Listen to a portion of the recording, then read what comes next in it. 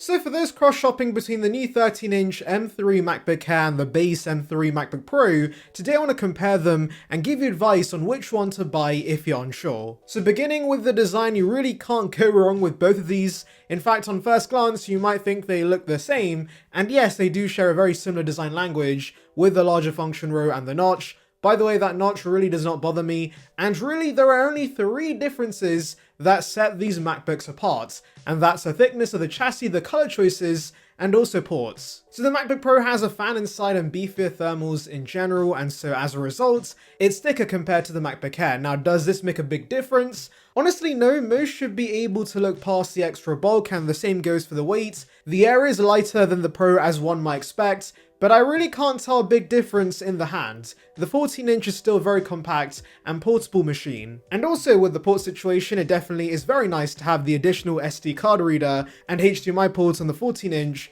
but I'll be honest, as someone who's been using a MacBook Air M1 for nearly 3 years, I can make do with 2 USB-C ports, especially since the M Pro do feature MagSafe. You can now, of course, charge and have 2 ports free for peripherals. I do wish they were on either side of the machine, but do remember even on the 14-inch, there is no longer a port on the right side, so I wouldn't say to sweep for the 14-inch in this aspect. Finally, if you want some fun in your life, the MacBook Air definitely offers the less boring shades. Whilst the higher-end MacBook Pros do offer the fancy space black option, this is not available on the base 14-inch because apparently you're not pro enough. But I'll be honest, I don't care about the colors. Yes, I'm a boring man, but I'm always going to go for silver when it comes to Macs. That's always the classic option. And if you agree with me, or even if you don't, make sure to subscribe. I would greatly appreciate it, and it would give you the latest commentary about the world of Apple right to your subscription box, so please consider it. The button is below. We're trying to hit our next milestone of 16,000 subscribers, so join the Saranbyte gang now. Moving to the display, there is a stark difference between these Macs. The 14-inch has one of, if not the best display on a laptop right now. It blows my mind that Apple's given the base 14-inch the same exact panel as its higher-end counterparts, but I do appreciate the mini LED, I appreciate the high brightness.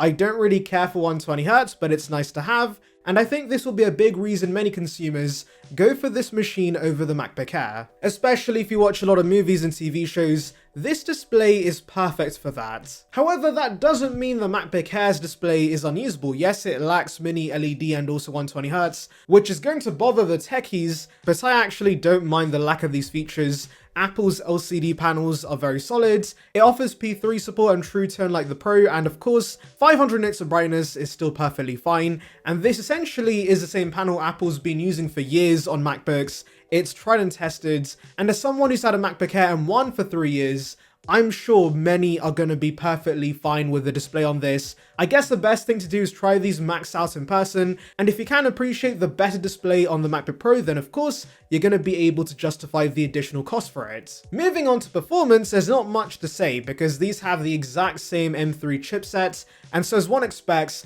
they're very similar when it comes to regular usage. Obviously, I can't speak for everyone, I'm only basing this on my workflow with these machines, which is 4K video editing every single day, alongside the usual mix of emailing, writing up documents and scripts, and also watching YouTube and movies on this. And so for my kind of usage, I have not noticed a big difference.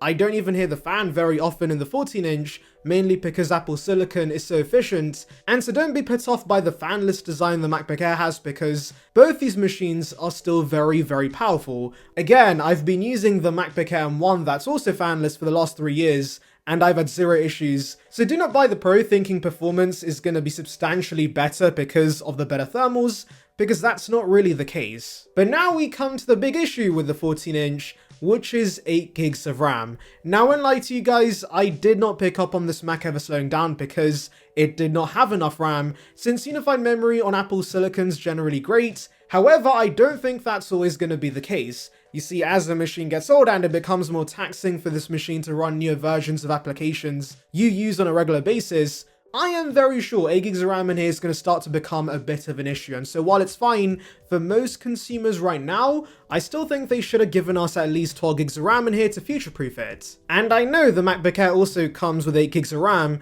but it's also a lot cheaper, whereas $1599 is not really that affordable, and especially when this is called the MacBook Pro, it should come with more RAM. Moving to the webcam, these share the same sensor, and I feel like many gas up the webcam on these new Macs, but I actually can't tell much of a difference between the 1080p FaceTime camera on this and the 720p FaceTime camera on the M1 Air. At the end of the day, it's a small sensor tucked behind the screen, so I would suggest using your iPhone instead via continuity camera because the quality your iPhone produces will be miles ahead. The speakers, however, are vastly different between these Macs. The Pros just sound much better, and honestly, I was blown away by how good the audio was from such a compact machine. Now again, I do want to emphasize that most will still be happy with the MacBook Air speakers, but the Pro is substantially better, and I probably value this more than the mini LED panel, so yes, speakers are awesome on the Pros. And here's a webcam and mic test for you guys on this MacBook. Let me know how this sounds. And here's a webcam test for you guys. I should sound pretty good. The visuals should be decent enough.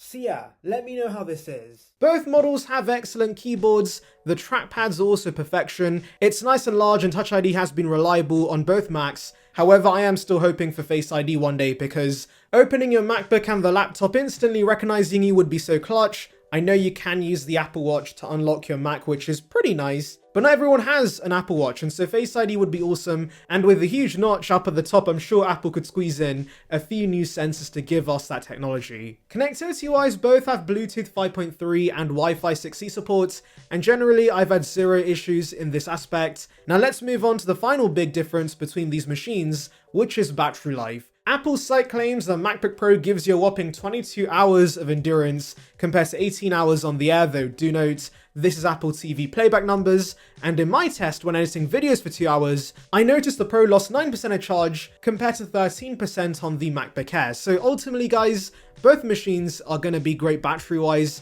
and these will definitely blow away every Windows machine on the market. You do, by the way, get a higher wattage power adapter in the box of the Pro, so that's something to make note of. So those are all the specs compared, but ultimately guys, it comes down to pricing, because if you're just comparing retail price for the base models, I would argue the MacBook Air is the better buy. Ultimately, 8 gigs of RAM is much more acceptable on a cheaper machine. I still find it hard to recommend the base MacBook Pro when it starts at a whopping $1599, even though it comes with more storage as standards. However, yes, I am aware the MacBook Pro being slightly older doesn't mean it goes on sale pretty often, and also is available through Apple's refurbished store, so if you can take advantage of that and get a discount, the MacBook Pro might be the better buy. But remember, the same's eventually going to apply to the M3 Air as well. If you're not in a rush to buy, you can wait a few weeks, and so if you can wait, you might be able to get discounts from third parties on these new MacBook Airs. And also remember, if you're not too fussed about having the latest and greatest chipsets, the very similar M2 MacBook Air is available for even less. But coming back to the main comparison, if you're only comparing these machines, I still think for those who just want the core experience of Apple Silicon, you could easily save yourself some cash and get a very similar experience